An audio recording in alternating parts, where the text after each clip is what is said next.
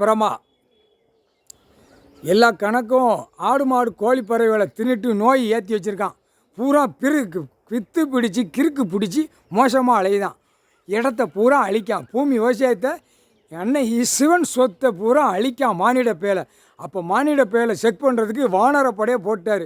எல்லாம் இந்த படிப்பு இப்போ நான் காவல்துறைக்கு இவ்வளோ பேரை நியமிக்கேன், தாசில்தாரை இவ்வளோ பேர் பரீட்சை எழுதுங்க, காவல்துறையில் பரீட்சை எழுதுங்க, அடுத்தாப்பில் விவோ பரீட்சை எழுதுங்கன்னு லூசு பிடிச்சி பித்து பிடிச்சி மோசமாக அலையுதான்.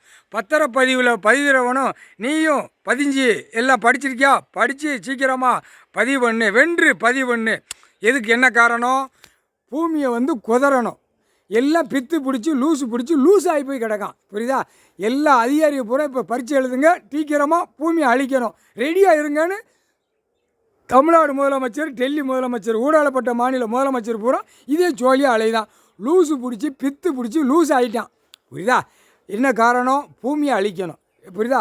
பூமிக்கு காவலுக்கு கிடையாது, பூமியை அழிக்கணும். அதுக்கு பரீட்சை எழுதுங்க, சீக்கிரமாக அழிக்கணும். கட்டடமாக கட்டணும், சேசிபி வண்டியை தோண்டணும், அங்கே தோண்டணும், இங்கே தோண்டணும், இங்கே குத்தணும், அங்கே குத்தணும், குடையணும், இது பூரா விவசாயத்தை அழிக்கணும்னு ரெடி ஆகிட்டான். அப்போ என்ன காரணம்? என்னடா படிச்சிருக்கியா? லூஸ் ஆகி போய் படித்து போறிய, லூஸு சேஞ்ச் ஆகிட்டிய, சேஞ்ச் ஆகி படித்து பூமி அழிக்கிறதுக்கு படிக்க போறிய. புரியுதா? கணக்கு போட்டார். உயிர் வாழதுக்கு என்ன அப்படின்னு கேட்காரு.